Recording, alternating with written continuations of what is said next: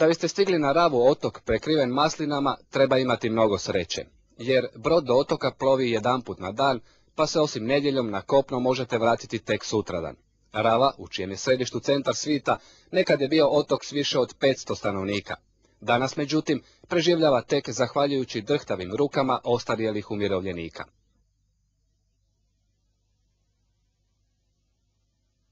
Te ruke ovih su dana pune posla.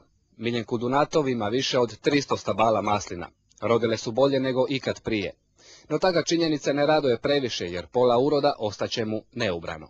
Samo ovdje je ostala samo starost, koja je nemoguće ovo uzdržavati koliko se toga ima, a kažem, mladosti nema, života ovdje nema za njih i prema tome tu je malo teški slučaj, a mi starci kako budemo moći.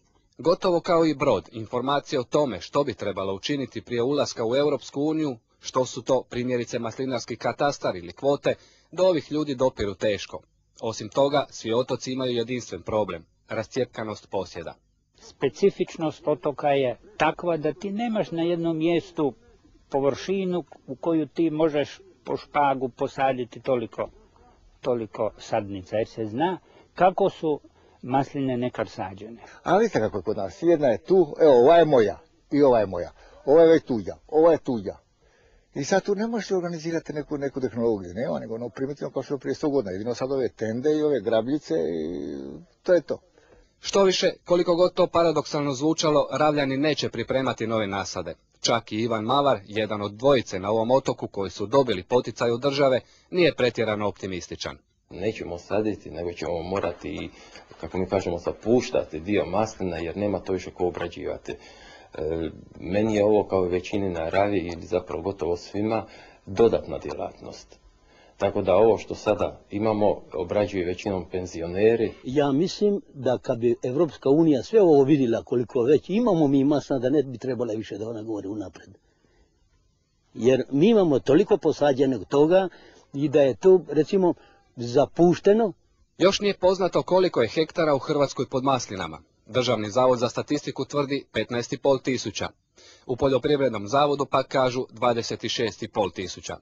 Neki podaci, iako neslužbeni, govore da će se do kraja godine u našoj zemlji obraditi oko 40 tisuća tona maslina, što će dati 6 tisuća tona ulja. Da bismo se kvalitetno pripremili za ulazak u Europsku uniju, potrebno je napraviti mnogo toga, mišljenje je stručnjaka koji je cijeli život posvetio upravo maslini i proizvodnji ulja.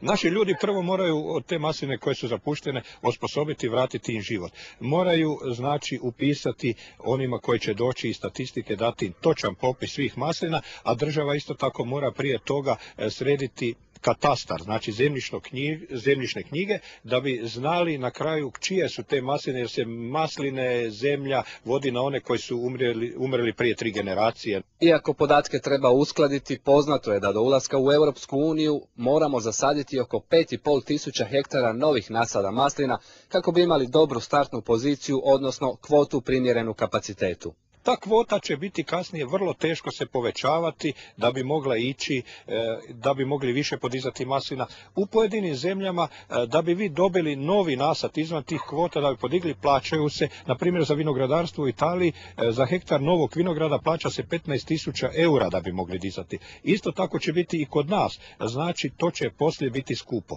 Iako za sebe volimo kazati da smo maslinarska zemlja s dugom tradicijom, nevjerojatan je podatak da po stanovniku trošimo tek nešto manje od 1 litre maslinova ulja na godinu. Grci čak 26 litara po stanovniku. Da bismo dosegnuli unijine standarde, potrebno je mijenjati primitivne metode proizvodnje. Novim bi katastrom, prije ulaska u Uniju, imali uvid u stvarno stanje, a uvelike bismo kontrolirali i prodaju na crno.